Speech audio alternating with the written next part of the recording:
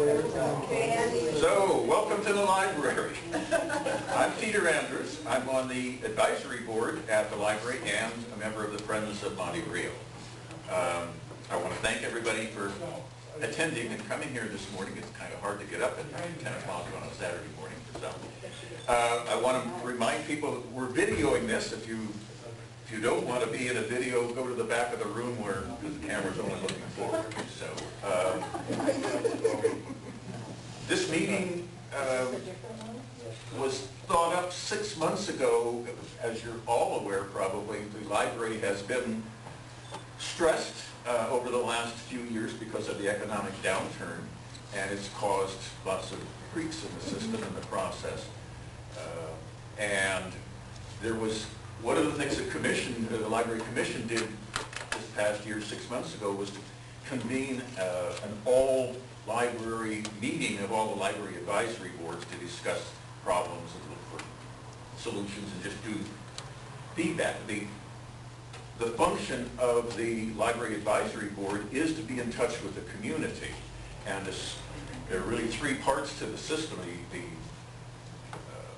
The library advisory board is sort of in the middle. There's the community, which the library advisory boards listen to, and then they relay it to the commission, who oversee the library process. So there's the commission, there's the library management, and there's the community, and sort of the library advisory boards in the middle of that, as is the Friends. So this meeting is being co-hosted by the Friends of the Library and the Library Advisory Board.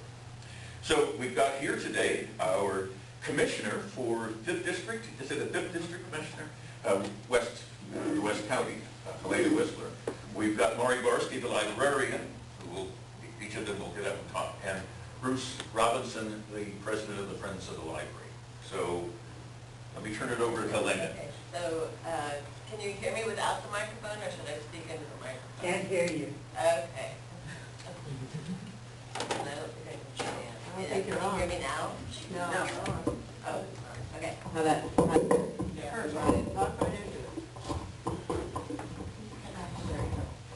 All right, so good morning. It's nice to be here and to tell you a little bit about the commission and how we relate to the community and the library system. As Peter did a great job of describing the overview of the whole system. I was appointed to the commission in January of 2011 by Supervisor Efren Carrillo, and I represent the 5th District as his appointee. Each of the supervisors appoints a commissioner. The commission is made up of 7 commissioners. So in addition to the supervisorial appointments, there's also an appointment by the City of Santa Rosa and the City of Petaluma. And all that started back in the 1970s when the Joint Powers Agreement that you may have heard a little bit about recently was signed and approved by the County of Sonoma. And the reason Santa Rosa and the City of Petaluma each have a commissioner is because at that time they each had their own libraries and big libraries in the community. So the thought was that they were providing a lot of resources from their community so that they would have representation. Just as an aside, the county, the supervisors in the cities are now wanting to look at that joint powers agreement. So they're shortly going to be starting some meetings to review it and see if there should be any changes to the document, which is, what, 40 something, almost 40 years old. So we'll see what happens with that. As a commissioner, as one of a commission of 7 people, my job is to have oversight of the director and the running of the library system. The commission is responsible to make policies and see that that things are put in place as well as they can be. Each commissioner is a liaison with their district. So in my district, I have Guerneville, which includes Forestville and Occidental libraries, although Guerneville is the only library that has its own library advisory board. Sebastopol is also part of the district, and so that is also, I attend and liaison with the Sebastopol Advisory Board. The advisory boards are essential to the running of the library system. It is through the library advisory boards that the commission really hears what the communities want for the system and for their libraries. So I would encourage all of you, if you can, to support your library advisory board and to attend meetings and express your opinion on issues that come up. My job as a commissioner is to come to the advisory board, let them know what issues the commission is working on. For instance, we recently, as you may know, raised fines a little bit. So that's something that over the last few months I've brought to each of my library advisory boards, and we talked about them, and I got their opinion and took that back to the commission.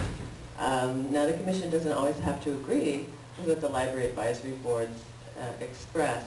They are advisory boards, but certainly they carry a lot of weight with me as a commissioner as far as what my library advisory board indicates their interests are or their concerns are. So again, if you know, oftentimes the meetings don't have attendance, so they meet, now they're going to start meetings, Guerneville's going to start meeting every other month. So check it out, come to the meetings and see what's happening with your library.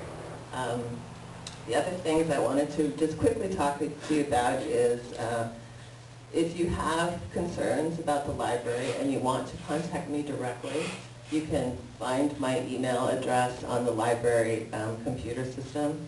You just click on my name and it'll take you to an email address for me. And I'm happy to hear from you. I was contacted by community members about the proposed fines for the holds, and I brought that back to the commission, and as you may be aware, the commission has not instituted a fine on the holds yet. So you do have an impact, and I want to hear your voice, because I believe that the community support for the library is essential for it to continue to be a healthy institution. So thanks. I'm talking too long. No, that's fine. And can you hear me, or do I need to? Okay, thank you. Once again, I'm Mari Barsky, the branch manager for the Guerneville Library. I've been here not quite 10 years, and I have to compliment all of you, the community, the friends, the library advisory board.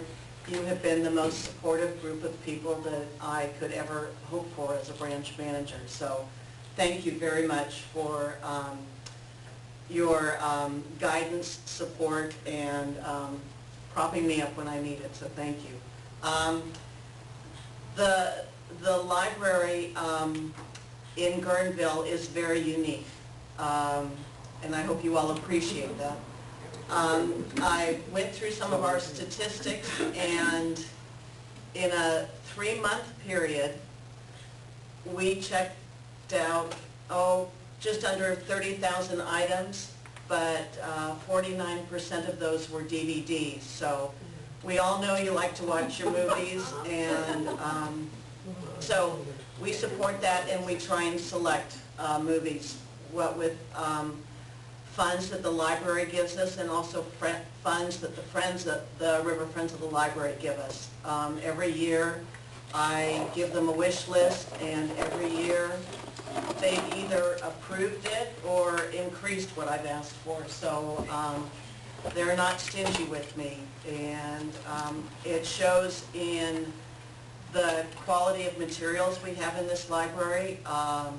It shows in the upgrades we have.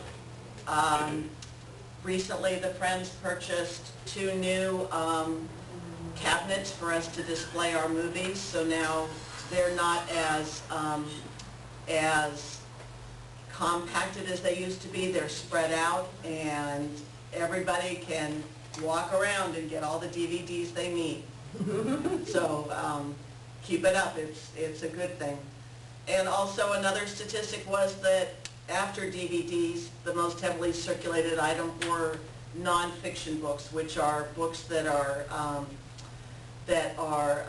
true, biographies, cookbooks, books about music, movies, how to do your own whatever in the state of California. We have all of those books, and you all avail yourselves of our collection. So it all seems to be working very well. And we also offer a lot of programs here at the library. One's supported by the library and others supported by the Friends. We have a book discussion group that continues to grow every month. We see new faces and have continuously lively discussions. And it's been a fabulous experience participating in those. And the other programs, a lot of them are supported by the Friends, including Readers Theater, the Young Writers Essay Contest, and not to mention their book sales and bake sales, which give us all the money we need to play with. And one of the topics on today's agenda is pretty much my desire since I've been here, and is to try and raise funding for a teen room. That's been my goal since I came here, and I mean, I know it's not going to happen in today's economic times, but it is a dream, and I see a real need in this community to have an area, a space for kids to go to after school, to do their reports, to just have a place to hang out with doors that close so that they don't feel adults are intruding in their space, but just a teen space. And that's one of my long-term goals, very long-term, but it is a goal. And I just want to read to you a report from our the teen member on our library advisory board, Kaylee. She's just recently joined us. She wasn't able to be here today, but she left a report of what she feels that teens need. In general, teens need a central place to just hang out, someplace that's easy to get to without having to rely on our parents, a nice modern place where there aren't many adults. I think a teen room for the library would be perfect. Having a nice, peaceful place for the teenagers in Guerneville to relax with a good book is a great idea. Maybe have a couple of comfortable chairs scattered around the room also. It would be a nice way for teens to get away from a stressful house, or it could be a quiet haven to do homework. At the very least, it would be a place where teens can get off the streets. Although teenagers tend to talk a lot, so maybe installing a glass door would be beneficial for the rest of the patrons of the library. That way it's not too noisy, but you can still monitor what's going on in the room. Having several designated computers would be great too. By designated, I mean only for the use of teens and kids. That way, if they have a project or paper to do, they can work in peace without having to worry about the other individuals that need it. School is really hard if you don't have a computer, especially when papers are due. I know for a fact that the El Molino Library only stays open to 3 p.m. and school ends at 2:50. That's not nearly enough time to do schoolwork. A teen reading room would provide a nice, comfortable, safe learning or relaxing space for all the teenagers of Guerneville. So with those thoughts percolating, I'm going to pass this on to Bruce. Well, thank you very much. Can everybody hear me okay? All right, I'll move this. I have a booming noise, so I'll try not to blast everybody out with the microphone. But anyway, thank you for coming. My name is Bruce Robinson, and I'm the president of the River Friends. I got elected to that position about almost 3 years ago, I think in 2010 or something. And I see my very dear friend Angie Orr there, who was the past president of the River Friends, who ran the organization for 15 to 16 years, Angie, and did a great job. I mean, she left a lot of work.